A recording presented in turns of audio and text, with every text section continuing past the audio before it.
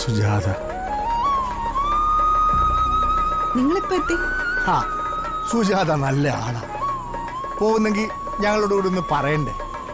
അത് പിന്നെ പെട്ടെന്ന് അങ്ങനെ ഒരു തീരുമാനം എടുത്തു. ഓ, പിന്നെ രാമകൃഷ്ണേട്ടൻ പറഞ്ഞിരുന്നല്ലോ ഹരിക്ക് താല്പര്യമില്ല, വരുന്നുണ്ടാവില്ല എന്ന്. ഇത് തന്നെ എത്ര പാട് കഴിച്ചിട്ടാ ഒന്ന് എത്താൻ പറ്റിയെന്ന് എനിക്ക് മാത്രമല്ലേ അറിയൂ.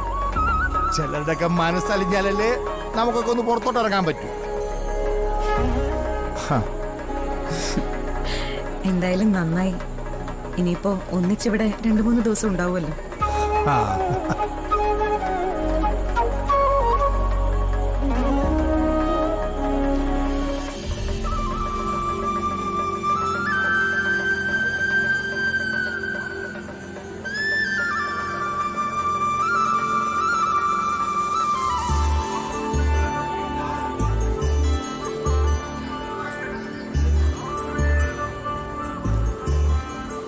ഇനി ഇത് കഴിഞ്ഞല്ലേ മടങ്ങൂ രാമകൃഷ്ണേട്ട? അല്ല, അങ്ങനെ പറയാൻ പറ്റില്ല. ചിലപ്പോ ഒരു ചെല്ലപ്പനും ഇല്ല. എന്നെ വിളിച്ചാ വരുന്നു പ്രതീക്ഷിക്കുന്നെങ്കിൽ ഞാൻ വരുവേയില്ല. ഞാൻ ഇത് കഴിഞ്ഞിട്ടേ ഇവരൊക്കെ ആരാ? ഞങ്ങളൊക്കെ ഒരു വീട്ടിലാ താമസിക്കുന്നേ. ഞങ്ങളുടെ ഹൗസ് ഓണർമാരാ.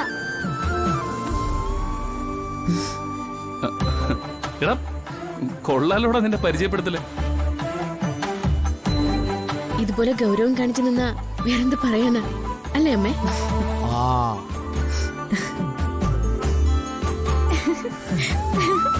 എനിക്കിങ്ങോട്ട് പോരുന്ന കാര്യമൊന്നും അറിഞ്ഞൂടായിരുന്നു അമ്മാവ. സ്കൂളിൽ നിന്ന് തിരിച്ചെത്തിയപ്പോ എടി പിടിയുന്നൊരു റെഡിയാവലും ഒറ്റ ഇറക്കുമായിരുന്നു.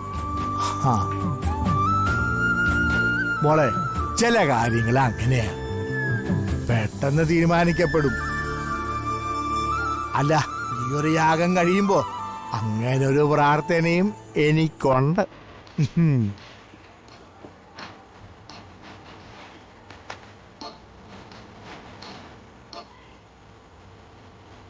ദിയക്കുട്ടി, കല്യാണി എന്റെ ക്ലാസ്സിലാ പഠിക്കുന്നത്. അയ്യോ, എന്നിട്ടാണോ പരിചയമില്ലാത്ത പോലെ നിൽക്കുന്നത്? കണ്ടോ, നീ ആ കൊച്ചു ചോദിച്ചത് കേട്ടില്ലേ?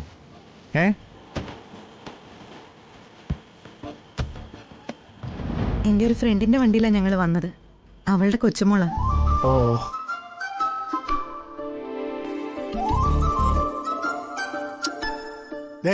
അച്ഛനെ പോലെ ബലം പിടിച്ചൊന്നും നിക്കണ്ട. 2-3 ദിവസേ നീ ഇവരുടെ കൂടെ നടക്കേണ്ട. വേണമെങ്കിൽ കൂട്ടായിക്കോ.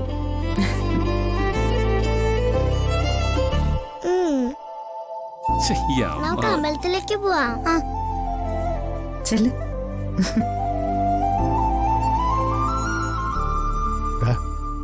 വേണമെങ്കിൽ കൂട്ടായിക്കോ.